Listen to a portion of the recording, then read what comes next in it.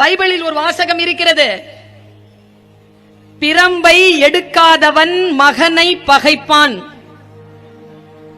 கண்டிக்காத குழந்தையை வைத்திருக்கக்கூடிய பெற்றோர்கள் அந்த குழந்தையை ஒரு நாள் பகைத்துக் கொள்வார்கள்.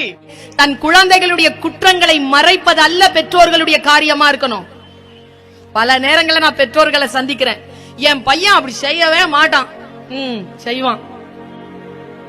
என் பொண்ணுக்கு இதெல்லாம் தெரியவே தெரியாது. தெரியும்.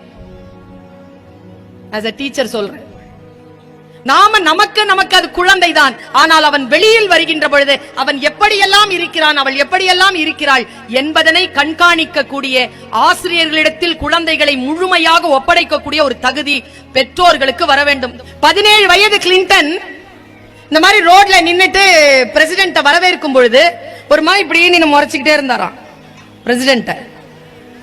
பிரசிடென்ட் சொன்னாரு, அந்த பையனுடைய பார்வை சரியில்லை, தூக்கிட்டு வந்துட்டான். நிக்கிறான் பையன், 17 வயசு.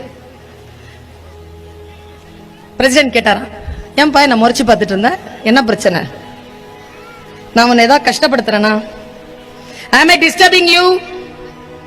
கிளின்டன் சொன்ன பதில் என்ன தெரியுமா, நாமளா இருந்தா என்ன சொல்லுவோம், நான் எங்கேயோ பார்த்துட்டு இருந்தேன் சார், பிடிச்சிட்டு வந்துட்டாங்க சார், எனக்கு அப்படிலாம் தெரியாது சார்னு சொல்லுவோம்ல. பையன் அப்படி சொல்லலீங்க. எஸ், ஆமாம், நீ என்ன சிரமப்படுத்துற. உன் பேர் என்ன, பேர் சொன்னா. உங்க அப்பா என்ன பண்றாரு சொன்னா. எந்த இடம் சொன்னா. என்ன படிக்கிற சொன்னா. நான் என்னடா உன்னை கஷ்டப்படுத்தினேன். நீ நிக்கிறல்ல, நீ நடக்கிற, நீ போற, நீ பேசுறல்ல, என் மூளை முழுக்க நீ தான் இருக்கிற. அதுக்கு நான் என்ன பண்ணணும். நீ ஒன்னும் பண்ண வேண்டாம், நான் உன்னை அப்சர்வ் பண்ணிட்டு இருக்கிறேன். என்ன பண்ண போற, இன்னும் 10-20 வருஷத்துக்குள்ள நீ எங்க நிக்கிறியோ அங்க நான் வந்து நிப்பேன். அதுக்காகத்தான் உன்னை கூர்ந்து கவனித்துக் கொண்டிருக்கிறேன் என்றான் கிளின்டன். நம்ம குழந்தை யார கூர்ந்து கவனிச்சிட்டு இருக்குது, இந்த கொள்ளிக்கட்டைய இல்ல என்ன, இது நமக்கு நாம வச்சுக்கிற தீ. குழந்தைகள் தான் பாக்குது. நான் இந்த 35-40-45 என்ன பண்ணுது, அதுவும் தான் பாக்குது. நான் எப்பவுமே சொல்லுவேன், போன் வந்துச்சுன்னா வீட்டுக்குள்ள ஓடி வருவாங்க. போன் வந்துருச்சுன்னு 5 பேரும் சேர்ந்து நின்னு கேட்போம். இன்னைக்கு போன் வந்தா எடுத்து வெளியில தலைதெறிக்க ஓடுறான். வீட்டில் இருந்து உறவுகள் இருந்து பிரிக்கிறது. இந்த போனை மட்டும் யார்கிட்ட இருந்தாலும் வாங்கிருங்க பாப்போம், உயிர் போற மாதிரி துடிக்கிறாங்க. 2 நிமிஷம் கொடுக்க முடியலங்க, ஒருத்தன் கையெல்லாம் நடுங்கி போகுதுங்க அவனுக்கு, அவ்வளவு கள்ளத்தனம். இந்த காலத்து பசங்க எல்லாம் இருக்காங்களா, வளர்ந்த ஆளானதுக்கு அப்புறம் ஜாதகத்தெல்லாம் நீங்க மாத்திக்காதீங்க.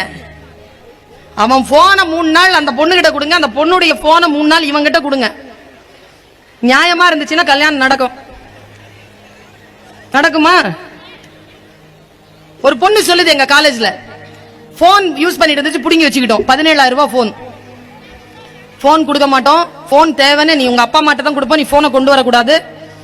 போன் வேணும்னு நீ கேட்டனா, போன் யூஸ் பண்ணணும்னு கேட்டனா டிசி வாங்கிக்கோ. இன்னைக்கு அந்த பொண்ணு சொல்றா, டிசி வேணுமா போன் வேணுமா, போன் வேணும் டிசியும் கொடுத்துருங்க. அவ்வளவு சாதாரணமாங்க படிப்பு. எப்படி இந்த பக்கத்துல அம்மா அப்பா இருக்கிறாங்க. நான் ஒன்று சொல்லுகிறேன், குழந்தைகளை மிக நேர்த்தியாக கண்காணியுங்கள், நல்ல வார்த்தைகளை அவர்களுக்கு முன்னால் பேசுங்கள். அந்த குழந்தை இன்றைக்கு இந்த சகோதரி ஒரு வார்த்தையை சொல்ற, இந்த வார்த்தையை நீங்க வீட்டுல கட்டுச்சோல் மாதிரி இப்போதுல இருந்து எடுத்துட்டு போங்க. உங்கள் அறிவுரையை கேட்டு உங்கள் குழந்தை வளர்வதில்லை, எழுதி வச்சுக்கோங்க. உங்களை பார்த்துதான் உங்கள் குழந்தை வளர்கிறது.